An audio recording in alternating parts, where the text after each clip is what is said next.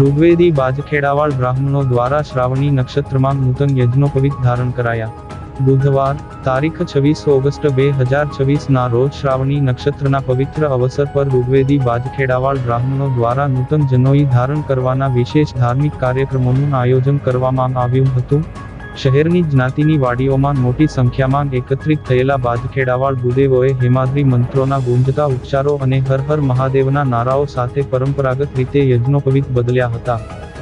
શ્રી બાજખેડાવાળ હિતવર્ધક સમિતિ દ્વારા બાજખેડાવાળ વાડી ખાતે આયોજિત આ મહોત્સવમાં બ્રાહ્મણ અને ક્ષત્રિય ધર્મની પરંપરા મુજબ ભગવાન બ્રહ્મા, વિષ્ણુ અને મહેશનું સ્મરણ કરવામાં આવ્યું હતું। પ્રારંભે ગણપતિ પૂજન બાદ યજ્ઞોપવિતના 9 તંતુઓમાં 9 અધિષ્ઠાતા દેવોનું આવાહન કરવામાં આવ્યું હતું।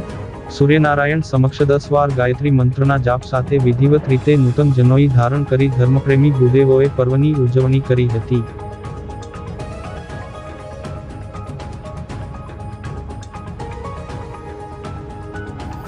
બાજખેડાવાળ હિતવર્ધક સમિતિ ભરૂચ તરફથી આજે યજ્ઞોપવિત નૂતન યજ્ઞોપવિતનું પ્રોગ્રામ રાખવામાં આવેલો છે।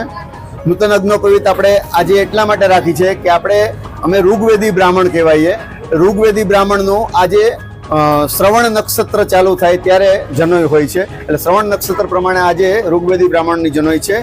બાજખેડાવાળ ભરૂચમાં વાડીમાં આજે જનોઈનું નૂતન યજ્ઞોપવિતનું પ્રોગ્રામ રાખેલો છે। હવે નૂતન યજ્ઞોપવિતનું મહત્વ શું છે બધાને ખબર જ હોય છે, પણ છતાં એને એપ્લાય કરતા નથી।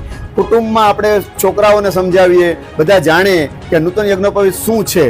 આપણે જ્યારે પહેલી વાર યજ્ઞોપવિત આપવામાં આવી હોય ત્યારે આપણે લગ્ન વખતે જેવી વિધિ થાય એવી કમ્પ્લીટ વિધિ કરવામાં આવી હોય છે, પણ દર વર્ષે પછી એ જનોઈને નૂતન યજ્ઞોપવિત તરીકે ધારણ કરવાની હોય છે, એના માટેની આ વિધિ છે।